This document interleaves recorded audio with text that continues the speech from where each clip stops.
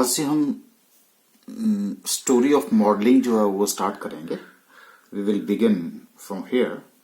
लेकिन उससे पहले जो हमने प्रीवियस लेक्चर में डिस्कस किया, प्रीवियस लेक्चर में जैसा हमने डिस्कस किया था कि what is the meaning of the regression analysis, और उसका जो हमने आपको बताया था कि ये एज ए टूल हम यूज करते हैं जिसकी वजह से हम nature and extent of functional relationship जो है वो दो या ज्यादा वेरिएबल में एस्टिमेट करके जो अननोन वैल्यू है उसको हम एस्टिमेट करते हैं on the basis of the independent variable. लेकिन हमने आपसे कहा था कि ये सिंपल रिग्रेशन है, तो यहां हम सिर्फ दो वेरिएबल की बात कर रहे हैं। तो मैंने टू और मोर वेरिएबल्स इसलिए यूज किया क्योंकि हो सकता है कि कल को जो है वो दो से ज्यादा वेरिएबल्स होंगे, जो मैंने आपसे कल भी बात करी थी। जब बारिश जो आपकी फसल है वो किसके ऊपर डिपेंड करती है, तो वहां मल्टी फैक्टर्स आ गए थे, तो जिसको हम मल्टीपल रिग्रेशन एनालिसिस बोलते हैं। फिर हमने आपसे बात करी थी कि डिपेंडेंट और इंडिपेंडेंट वेरिएबल क्या था, तो जिसको हमने क्रैम नहीं आपका कंसेप्ट क्लियर करने की कोशिश करी थी एक इंस्टांस लेकर के, जिसको हमने एडवर्टीजमेंट एंड सेल्स, हम उसी को हम आगे भी कंटिन्यू करेंगे क्योंकि उसी की हेल्प से हमने डिपेंडेंट और इंडिपेंडेंट वेरिएबल को समझा था। फिर हमने रिग्रेशन एनालिसिस के यूजेस, जिसमें हमें जो रिग्रेशन एनालिसिस है जिसकी वजह से हम डिपेंडेंट प्रेडिक्शन करते हैं, किसकी हेल्प से, रिग्रेशन लाइन की हेल्प से। फिर थोड़ी सी बात मैंने स्टैंडर्ड एरर की करी थी, लेकिन स्टैंडर्ड एरर हम लास्ट में डिस्कस करेंगे। लेकिन हमने कहा था कि एक तो हम एनालिसिस, रिग्रेशन एनालिसिस जो करते हैं वो रिग्रेशन लाइन के थ्रू करते हैं, और कुछ रिग्रेशन एनालिसिस हम रिग्रेशन कोफिशिएंट्स से करते हैं। तो ये रिग्रेशन एनालिसिस, और साथ में हमने कहा था कि ये बहुत ही वैल्यूएबल टूल है बिजनेस और इकोनॉमिक्स में, क्योंकि बहुत सारे जो बिजनेस एनालिसिस हैं वो इसी के ऊपर बेस्ड हैं। फिर हमने रिग्रेशन लाइंस और रिग्रेशन मॉडल की थोड़ी सी बात करी थी, तो जिसमें हमने आपको थोड़ा सा ये बताने की कोशिश करी थी कि एक तरह से जो मॉडल्स हैं वो एक एक्स ऑन वाई होता है और दूसरा वाई ऑन एक्स होता है। तो regression line of x on y और regression line of y on x, जिसको कि हमने एक मॉडल बना करके दिया था, और मॉडल में हमने आपको जो उसके कंपोनेंट्स थे उनको बताया था आपको कि एक क्या इंडिपेंडेंट वेरिएबल होता है, एक डिपेंडेंट वेरिएबल होता है, एक इंटरसेप्ट होता है जो estimation values of x when y is equal to 0 होता है, और साथ में हमने आपको स्लोप ऑफ द लाइन बताया था। क्योंकि यही जो कंपोनेंट है वो सबसे इंपॉर्टेंट कंपोनेंट्स हैं जो आगे जाकर के आपको हेल्प करेंगे रिग्रेशन एनालिसिस को समझने के लिए। तो जब हम regression line on x on y करते हैं तो जो एक्स है वो डिपेंडेंट वेरिएबल होता है, जब वाई ऑन एक्स करते हैं तो वाई डिपेंडेंट वेरिएबल होता है।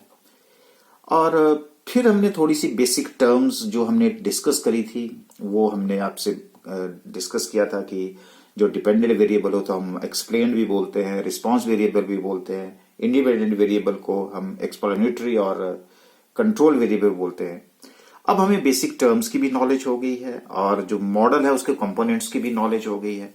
तो अब मुझे लगता है कि हम बिल्कुल तैयार हैं कि आज हमें जो मॉडल हम तैयार करेंगे उसकी स्टोरी का श्री गणेश करें।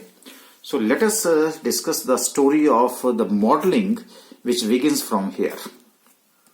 आपको पता है कि मैंने उस दिन कह दिया आपको x on y, y on x, लेकिन है क्या चीज है ये एक्स ऑन वाई और वाई ऑन एक्स? आए कहां से, ये डिराइव कहां से हुआ, इसका मीनिंग क्या होता है, ये सारी बातें आज पहले हम यहां पे डिस्कस करेंगे।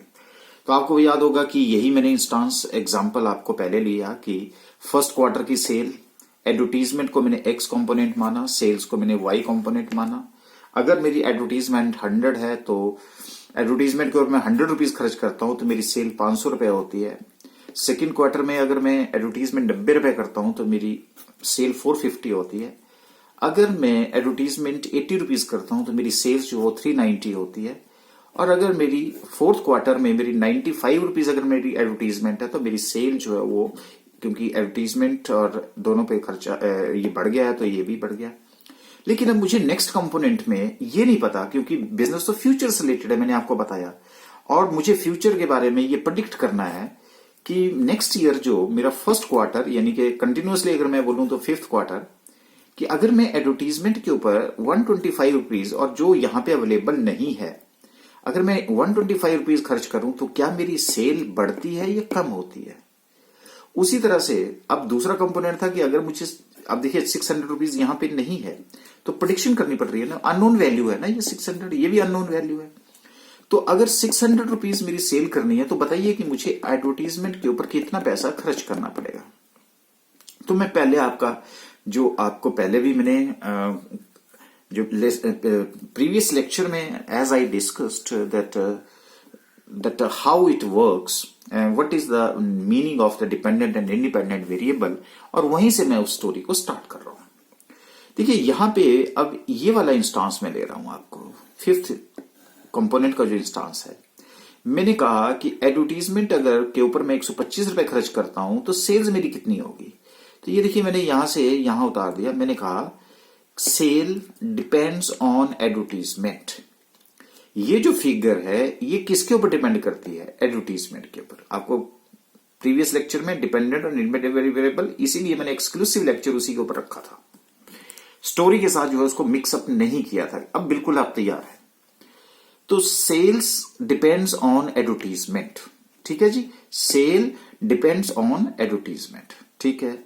अब बताना सेल का मैंने सिंबल क्या दे रखा है सर, वाई, और एडवर्टीजमेंट का सिंबल क्या दे रखा है, एक्स। तो मैं क्या बोलूंगा जी, वाई डिपेंड्स ऑन एक्स, ठीक है जी, वाई डिपेंड्स ऑन एक्स, क्योंकि अब मैंने उसको सिंबल दे दिया, सेल्स को मैंने वाई और एडवर्टीजमेंट को मैंने एक्स दे दिया।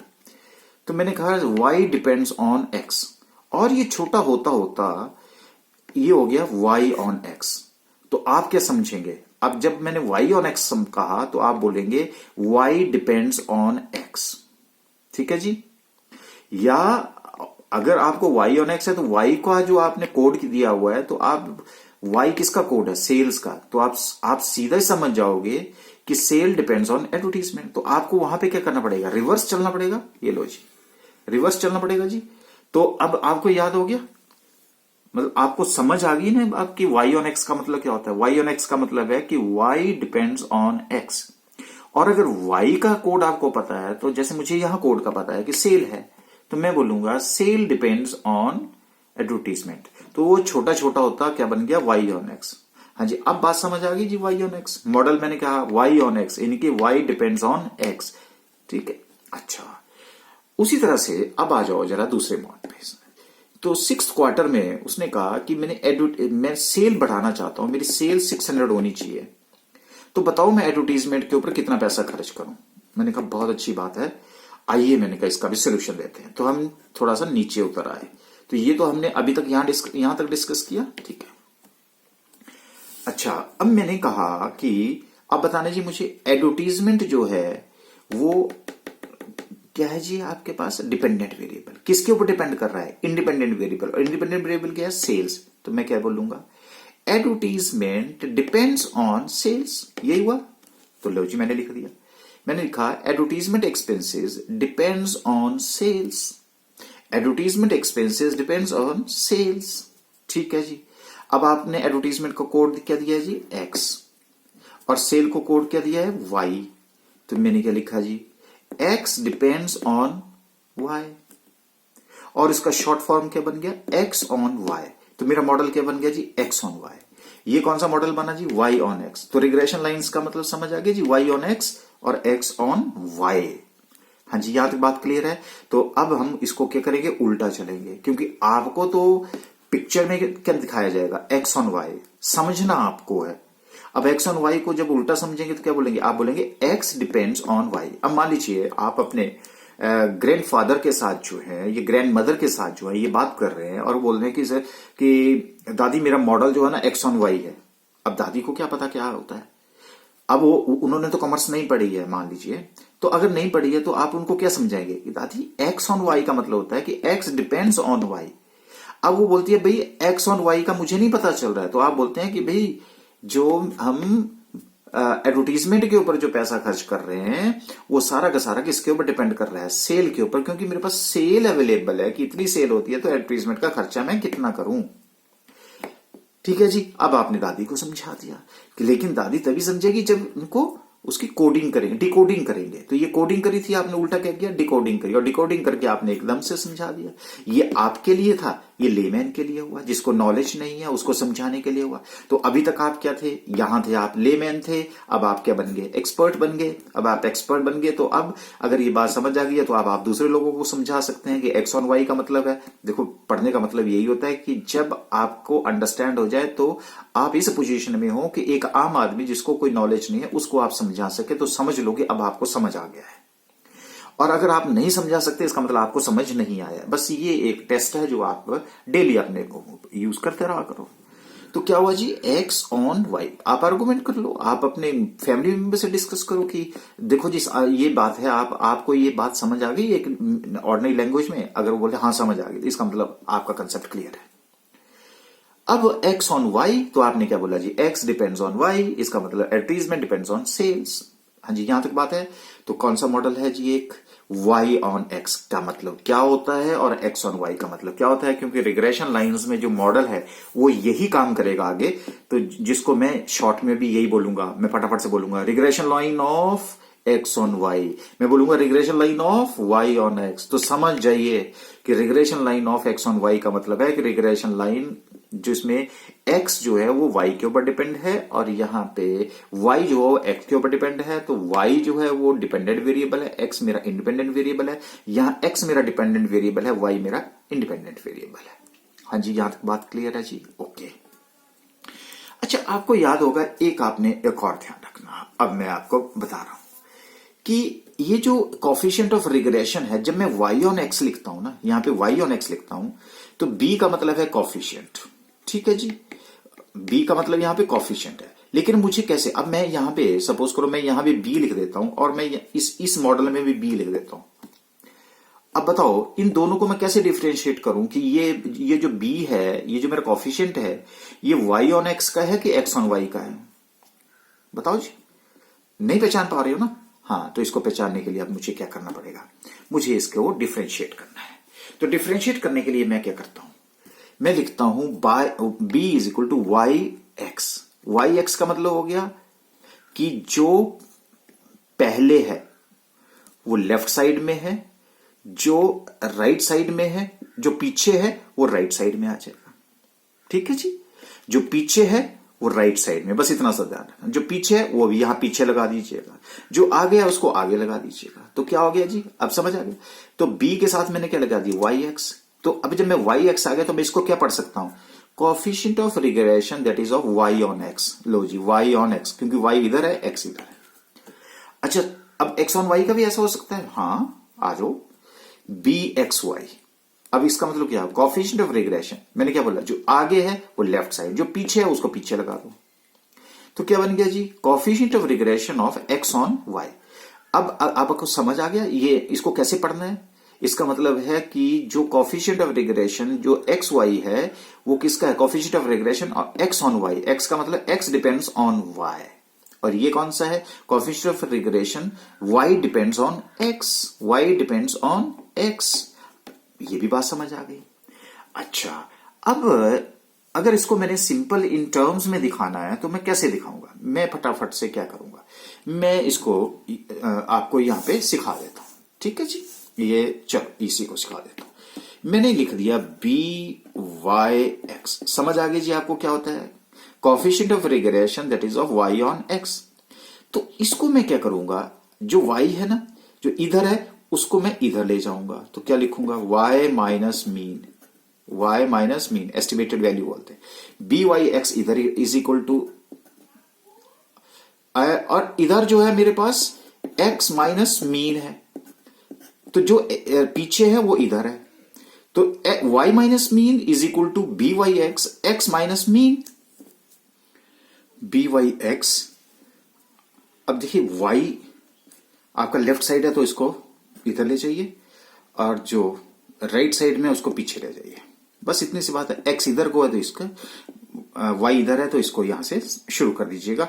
तो अब हमारे पास क्या है कि विच इज इक्वल टू, ये इक्वल टू पहले लगा हुआ था देखिए आपके पास, और आपने y minus mean is equal to b y x, x minus mean. अच्छा, अब देखिए आप इसके बनाना चाहते हैं, ठीक है जी। तो इज इक्वल टू क्या है जी मेरे पास, बी एक्स वाई, ठीक है। अब x इधर है तो मैं क्या करूंगा, x माइनस मीन। मैं एक शॉर्टकट बता रहा हूं आपको कि जबकि लॉजिक इसका कुछ और है, लेकिन मैं आपको सिर्फ ये बता रहा हूं।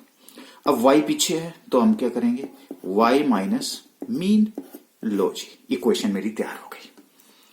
तो इसको अब हम क्या बोल रहे हैं, कॉफिशिएंट ऑफ रिग्रेशन। तो क्या कैसे बन गया जी मेरा, y minus mean is equal to b y x, x minus mean. तो क्या हो गया जी, y ऑन x, तो y ऑन x, y इधर y माइनस मीन और x माइनस मीन। उसी तरह से आपके पास x बी एक्स वाई, ठीक है जी। तो coefficient of regression of x on y है, तो x इधर आ गया, y मेरा इधर आ गया। तो this is simply in terms of the x। अच्छा, अब मेरे पास क्या है कि अब मुझे क्या क्या कैलकुलेट करना है। देखो मेरे पास मैं y मीन की कैलकुलेशन जो है या x मीन की कैलकुलेशन है, तो x मीन मेरा कैलकुलेशन कैसे होगी, ये देखिए, x mean is equal to sigma x divide by n। लो जी, कैलकुलेशन हो गई। अगर कैलकुलेशन हो गई तो ये मेरा कैलकुलेट हो गया। अब इसकी कैलकुलेशन हो गई, y mean is equal to sigma y by n। ये लो जी, ये भी कैलकुलेट हो गया। दो हो गया जी। सो अब जब दो हो गए मेरे पास, एंड हम क्या करेंगे, वी हैव टू कैलकुलेट। हम इसको कैलकुलेट करेंगे and put in the equation given, और यहां पे इसको इसमें पुट कर देंगे। जब हम इसको पुट कर देंगे तो मेरे पास अब अल्टीमेटली क्या रह गया, बी वाई एक्स। और मुझे बी वाई एक्स की कैलकुलेशन करनी है या बी एक्स वाई की कैलकुलेशन करनी है। अच्छा, अब आप बोलेंगे कि बी वाई एक्स की कैलकुलेशन कैसे होगी, ये लो जी, कुछ याद आ गया आपके पास, कौन सा फार्मूला है ये, कार्ल पियर्सन का फार्मूला है ये, कुछ नहीं है। बी जो कार्ल पियर्सन का कोरिलेशन में हमने फार्मूला कैलकुलेट किया था वही है कि नहीं है। अच्छा, अब देखिए, लेकिन इसमें क्या है, वहां सिर्फ बी था, अब यहां पे y ऑन x है तो और x ऑन y है, तो इसका क्या फर्क होता है मैं बताता हूं। तो वहां क्या था, sigma x y divide by n minus sigma x divide by n sigma y divide by n. कैसे था जी ये था sigma x y divided by n minus sigma x divided by n into sigma y divided by n. अब मैंने क्या किया, इसको n कॉमन ले आया, तो अल्टीमेटली क्या हो गया जी मेरे पास, जब 1 बाई, ठीक है जी, क्या हो गया 1 बाई n ले लो या क्रॉस मल्टीप्लिकेशन ले लो जी, n sigma x y minus sigma x into sigma Y.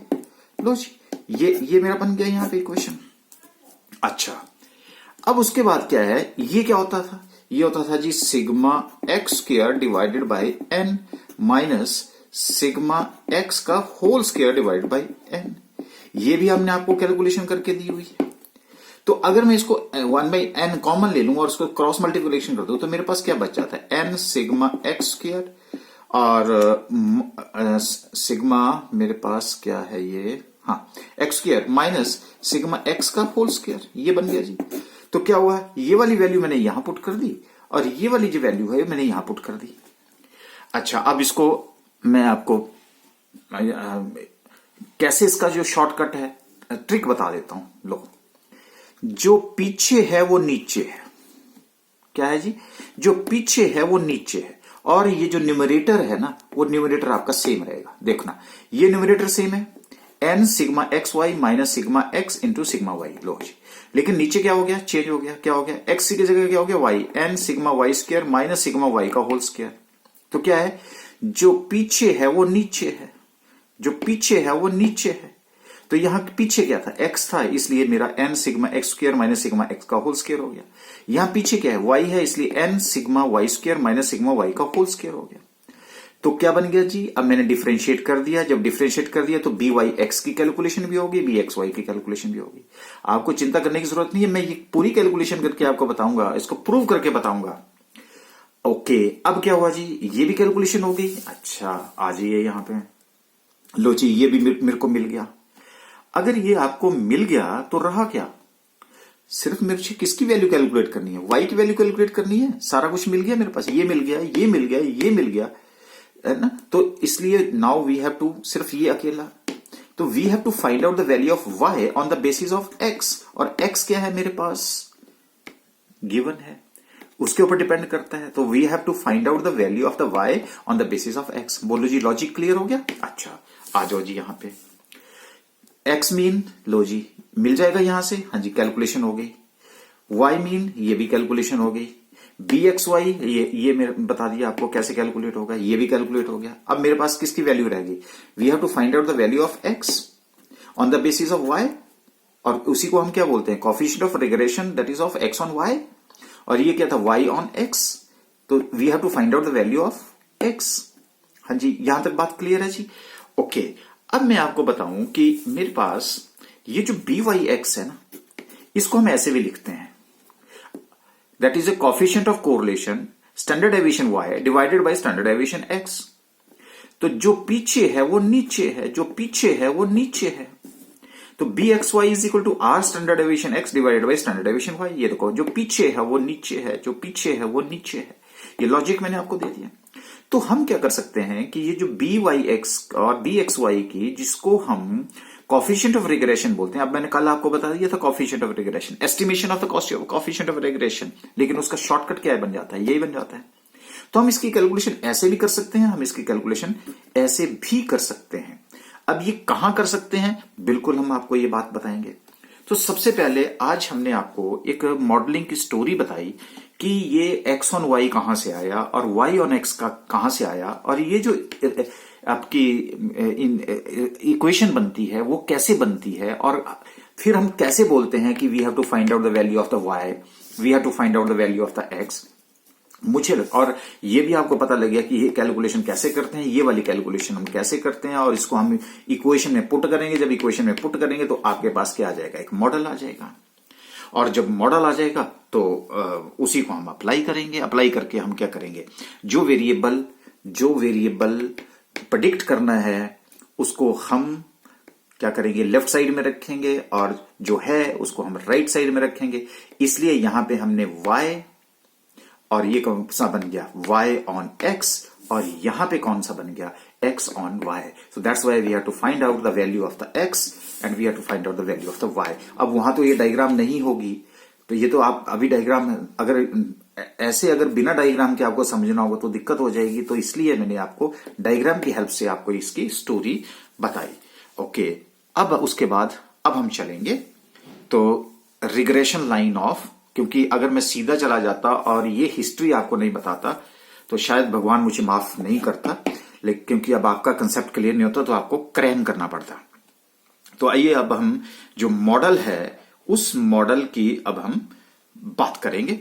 और मॉडल, पहले मैं आपको मॉडल शो करूंगा और उसके बाद उसके पीछे की हिस्ट्री क्या है वो मैं आपको उसके बाद आपको डिस्कस करूंगा। आपको घबराने की जरूरत नहीं है, आपका कंसेप्ट एक एक कंसेप्ट जो है ना वो क्लियर करके देंगे। ओके, तो अब आ गया जी। मैंने तो सीधा यहां से स्टार्ट कर देना था। Regression line of x on y कहां से आया जी? एक्स ऑन वाई ये जो सीखा जी अभी हमने, कहां सीखा जी हमने? ये सीखा जी अब हमने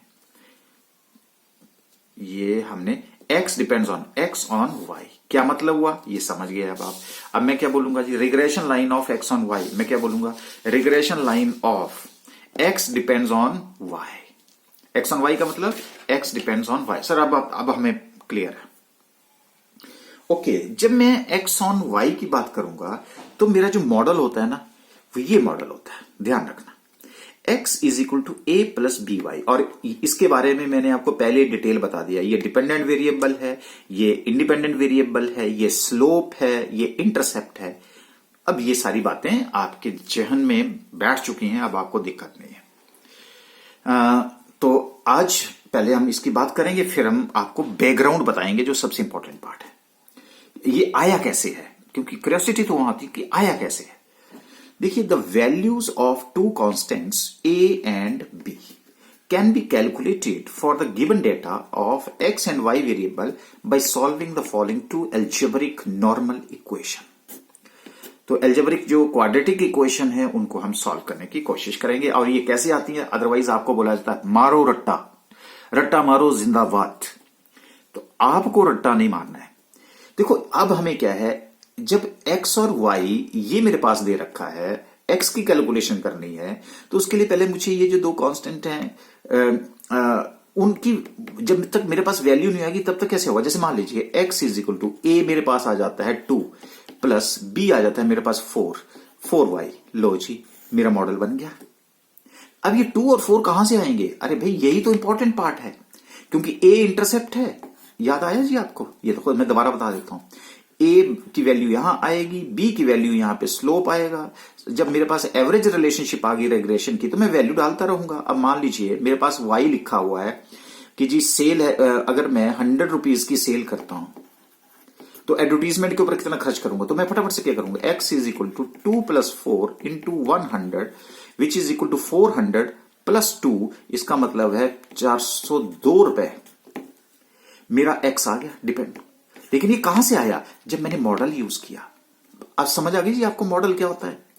क्या है, y की वैल्यू पुट करते रहो, कंट्रोलिंग फैक्टर है, मैनिपुलेशन करते रहो, x सामने आता रहेगा, y के डालो। लेकिन भाई कैसे डिपेंड करेगा? ये एवरेज रिलेशनशिप है और एवरेज रिलेशनशिप में मुझे a और b की कैलकुलेशन करनी है, और जब तक मेरे पास a और b नहीं होगा तो मेरे पास मॉडल नहीं बनेगा। तो सबसे इंपॉर्टेंट पार्ट क्या है जी? These two constants a and b, और इनकी a और b की कैलकुलेशन हम कैसे करते हैं, बस वही उसी के ऊपर तो है हमारा जो मेन फैक्टर्स है। तो ये भी क्या था, b तो था ये, लेकिन y ऑन x इसके साथ लग जाता है, x ऑन y क्यों लग जाता है? You know better about that. अब मुझे कोई डिस्कस करने की जरूरत नहीं है। आइए अब हम फोकस करते हैं यहाँ पे। देखिए कई बार क्या होता है कि क्योंकि इसी की मैं आगे एप्लीकेशन करूंगा, इसी के बारे में बताऊंगा। आज मैं आपको सिर्फ इसके बारे में बताऊंगा, और ये रिग्रेशन इक्वेशन कैसे डिराइव की जाती हैं वो मैं आपको नेक्स्ट लेक्चर में बताऊंगा, क्योंकि इसको समझना पहले बहुत जरूरी है। देखिए पहले हम क्या करते हैं कि कई बार स्टूडेंट को बोला जाता है भाई इन इक्वेशन को रट्टा मार लो। रट्टा मारो इसको, रट्टा मारो जिंदाबाद। नहीं भाई, क्रिएट कैसे करना है। अब वो स्कूल के दिन चले गए हैं, अब तो आप कॉलेज में हैं, और कॉलेज में यूनिवर्सिटीज में हैं, तो आपको तो क्रिएट करनी है ना चीजें। तो जब चीजें क्रिएट करनी होती हैं तो उसके लिए आपका जो ब्रॉडर माइंड सेटअप है ना वो होना चाहिए। तो देखिए अब मैं आपको एक हिंट दे रहा हूं। आपके पास ये मॉडल है, आपको पता है एक्स ऑन वाई का मॉडल क्या होता है, आप पता है। तो ये इक्वेशन कैसे बनेगी? कुछ नहीं करना। क्या करना आपने? इसका ना सम करना है आपने। अब मान लो x x x x x x x x है तो उसका सम, ए है और उसका sum, b b b b उसका सम, वाई वाई वाई उसका सम। ठीक है जी। अच्छा, तो सम करना है जी, वाई का सम करना है, ए का सम करना है, एक्स का सम करना है। तो आपने क्या करना, मैंने लिख दिया आपको, summation of x is equal to a plus b y. एक बार लिख दिया मैंने आपको, लेकिन अब आपने नेक्स्ट टाइम अपने माइंड में रखना है कि ये इक्वेशन कैसे आएगी। जब सम करूंगा, टोटल करूंगा इसका, तो मैं क्या लिखूंगा, क्योंकि टोटल का मतलब होता है सम। जब मैं एक्स एक्स करूंगा तो क्या मैं बोलूंगा, सिग्मा एक्स। इसको क्या बोलते हैं, summation x is equal to, अब मेरे पास 1 2 3 4 5 6 7 8 हैं, तो मैं n इज इक्वल टू कितना बोलता हूं, 8 बोलता हूं ना। ठीक है। अब पहले मेरे पास एक फैक्टर था, अब मैं क्या करूंगा, n मल्टीप्लाई बाई ए। तो इसको क्या बोल दूंगा मैं, इसका जो सम होता है ना उसको क्या बोलूंगा, a का सम। कितने नंबर्स हैं, na प्लस b मेरे पास वैसे है। और अब मैं क्या करूंगा, y का टोटल करूंगा, क्योंकि x और y दो मेरे पास फैक्टर्स हैं। तो मैंने क्या कर दिया, b सिग्मा y।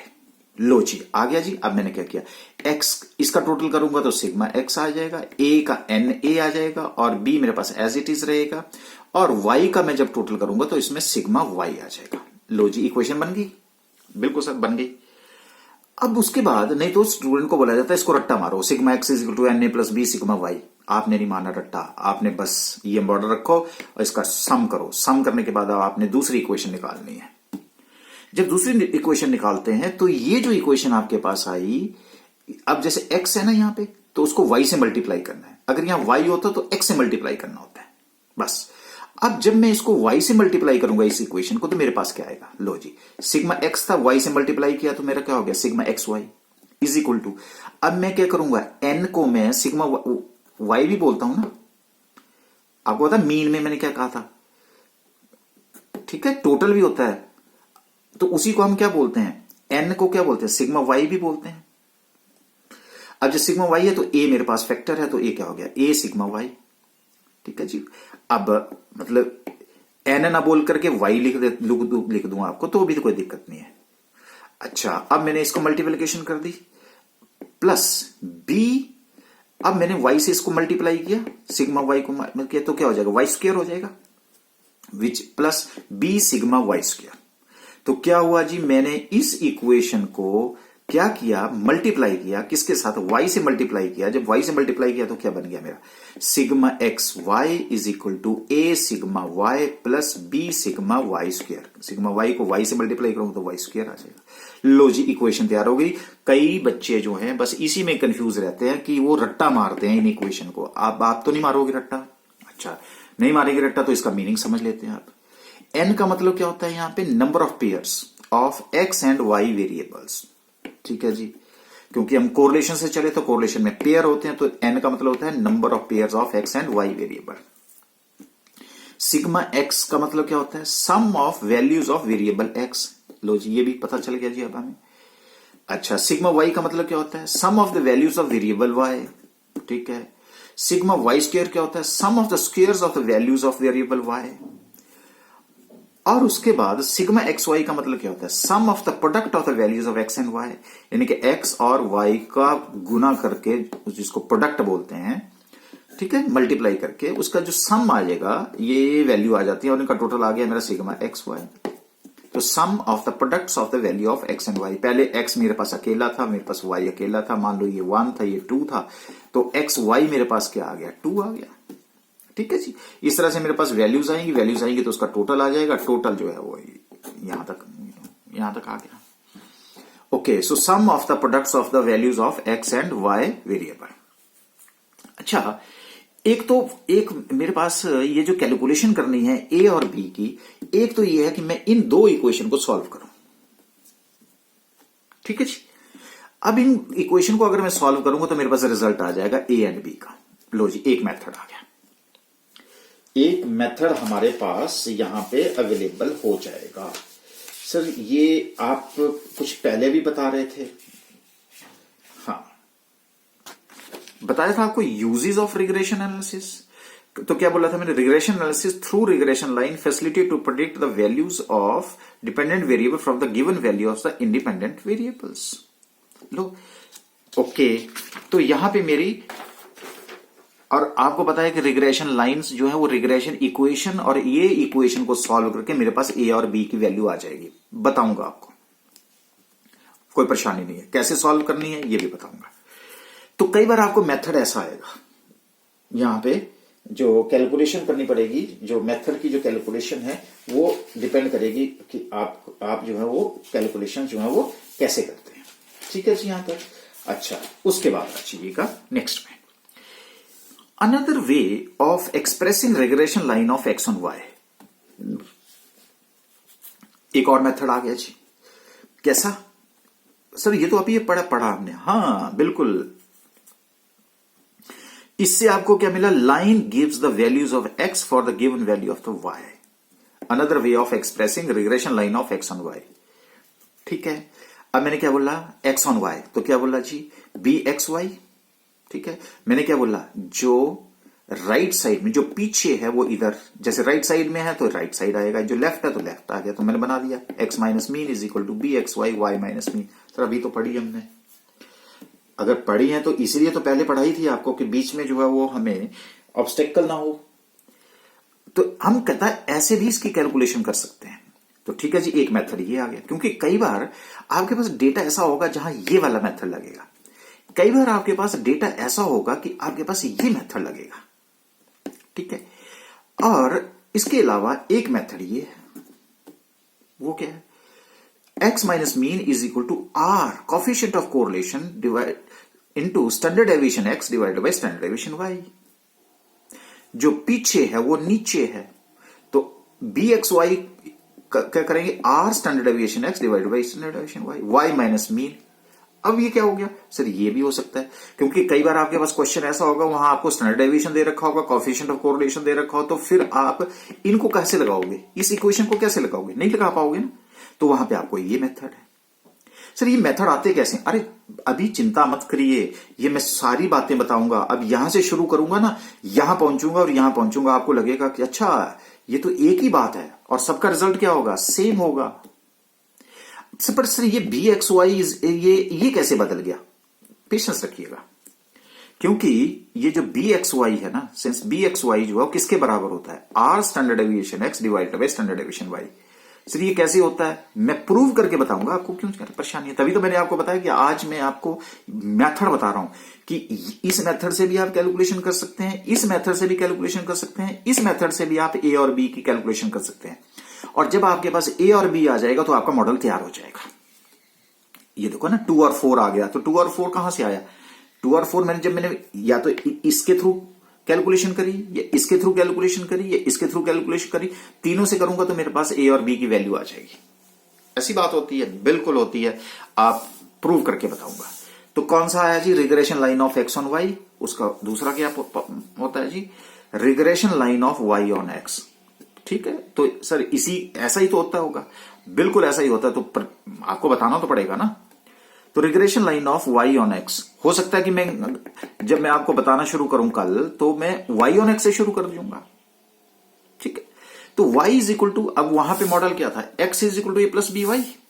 लेकिन यहां क्या आ गया मॉडल मेरा? y is equal to a plus b x, क्योंकि ये वाली कौन सी वैल्यू है? डिपेंडेंट है। x क्या है? इंडिपेंडेंट है। मुझे क्या चाहिए? a और b चाहिए। अगर a और b चाहिए तो कैसे कैलकुलेशन होगी? तो मैंने क्या लिखा? The value of two constants a and b can be calculated for the given data of y and x। वहां क्या था? x and y। यहां क्या है मेरा? y and x। Variable by solving the following two algebraic equations. ठीक है, अब मैंने क्या बताया जी आपको? देखिए खुद क्रिएट करेंगे। ये मॉडल था, वहां मॉडल क्या था? x था, यहां मॉडल क्या है? y है। तो मैंने क्या बताया था जी आपको? क्या लॉजिक बताया था? क्या करो जी? इसका सम करो। तो पहली इक्वेशन, ये वाली इक्वेशन कैसे आएगी? बोलो, सम करके। किसकी? मॉडल का सम। तो जब मॉडल का सम करेंगे तो क्या आ जाएगा?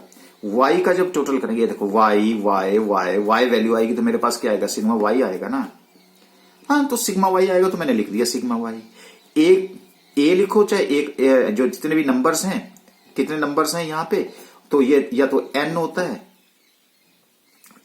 ठीक है जी, क्या होता है जी? इसको n बोलते हैं, है ना। या फिर ये जो है वो x, तो स्टैंडर्ड डेविएशन x आ जाएगा। तो पहले मेरे पास क्या आ गया? na आ गया। ठीक है, उसके बाद प्लस अब क्या आ गया जी? x का टोटल। तो जब x का टोटल होगा, ये मेरे पास x की वैल्यूज हैं। a और b तो कांस्टेंट वैसे रहेंगे ना, उसकी तो कोई चिंता ही नहीं है। जब कांस्टेंट रहेंगे तो मेरे पास a को मैंने n के साथ मल्टीप्लाई कर दिया, b को मैंने सिग्मा x के साथ कर दिया। ठीक है, ये तो मेरे मॉडल्स हैं। अब सम हो गया जी। सम करने के बाद हम क्या करते हैं? सर अगर यहां पे पिछले इक्वेशन में यहां पे सिग्मा x था, बिल्कुल था, अब यहां सिग्मा y है, तो उससे उल्टे से मल्टीप्लाई करना है। तो सर अब यहां पे किससे मल्टीप्लाई करेंगे? अरे ये भी पूछने वाली बात है। मल्टीप्लाई बाय x, क्योंकि इसका उल्टा कौन सा? x है, क्योंकि ये है कौन? y ऑन x है। तो लॉजिक मल्टीप्लाई करते हैं। सिग्मा y को x से मल्टीप्लाई करेंगे तो sigma x y is equal to a वैसे रहा।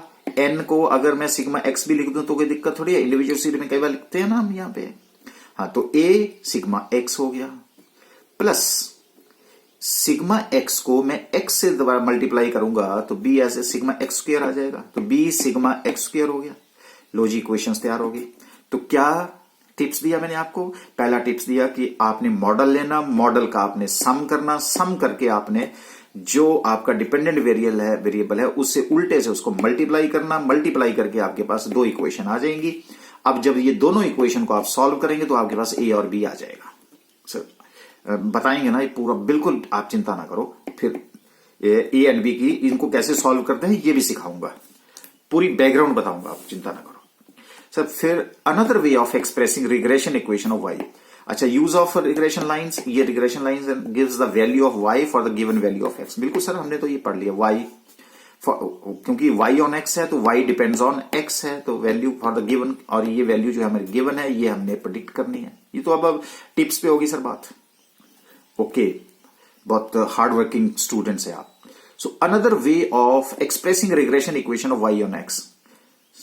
अब क्या है जी? बी वाई एक्स कौन सा आ गया जी, बी वाई एक्स। तो अब क्या है, जो पीछे है वो इधर रहेगा, जो इधर है वो इधर रहेगा। तो क्या हो गया जी, y minus mean is equal to b y x into x minus mean. Sir ये तो हमने एक्स वाई में पढ़ा था, तो एक्स वाई में तो यहां x माइनस मीन था। हाँ तो इसीलिए था क्योंकि x इधर था इसलिए मैंने यहां लिख दिया, y इधर था तो मैंने यहां लिख दिया। तो y minus mean is equal to b y x minus mean हो गया। अच्छा, और क्या फार्मूला हो सकता है? सर हमने पीछे पढ़ा था अभी कि y minus mean is equal to r। अब मैंने क्या बताया, बताओ। अब जो पीछे है वो नीचे है, जो पीछे है वो नीचे है, तो यहां पे x जो है नीचे आ गया, स्टैंडर्ड डेविएशन x। r मेरा यहां पे आना चाहिए, standard deviation y divided by standard deviation x, और बाकी ये दोनों क्या है, एज इट इज। क्यों है ऐसा? Because b y x is equal to r standard deviation y divided by standard deviation x। जो पीछे है वो नीचे है।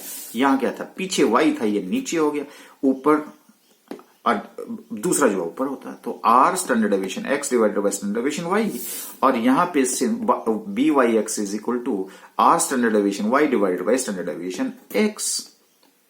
तो इसका मतलब है सर कि ये हम इस क्वेश्चन को अब तीन तरह से कर सकते हैं, बिल्कुल तीन तरह से कर सकते हैं। एक, आप इक्वेशन, अगर आपको एग्जाम में क्वेश्चन आता है कि इक्वेशन सॉल्व करके बताइए। दूसरा हो सकता है कि डेटा ऐसा होगा कि वहां आपको ये लगाना पड़े, डाटा ये हो सकता है कि आपको ये लगाना पड़े, और एक्स ऑन वाई और वाई ऑन एक्स वो तो आपने देखना है कौन इंडिपेंडेंट है कौन डिपेंडेंट है, कौन सा मॉडल लगेगा, ये मॉडल लगेगा ये मॉडल लगेगा। ये क्वेश्चन से आपको एकदम से नजर आ जाएगा। इस तरह से अब आपके पास तीन मेथड्स आपके पास आ गए। लेकिन अब हम आपको बताएंगे कि ये जो रिग्रेशन इक्वेशंस हैं, चाहे वह वाई ऑन एक्स है और एक्स ऑन वाई है, इसको डिराइव कैसे करते हैं। हम यहां से चलेंगे और यहां पहुंचेंगे और फिर आपको ये पेज दिखाएंगे। हम यहां से चलेंगे और यहां पहुंचेंगे, आपको फिर ये पेज बताएंगे कि कैसे पहुंचते हैं यहां पे, कि ये सारा जो है एक ही चीज है। ये आपको हम प्रूव करके बताएंगे, लेकिन प्रूव करने के लिए हमें आपको टाइम देना पड़ेगा, इसलिए आपको नेक्स्ट लेक्चर का वेट करना पड़ेगा।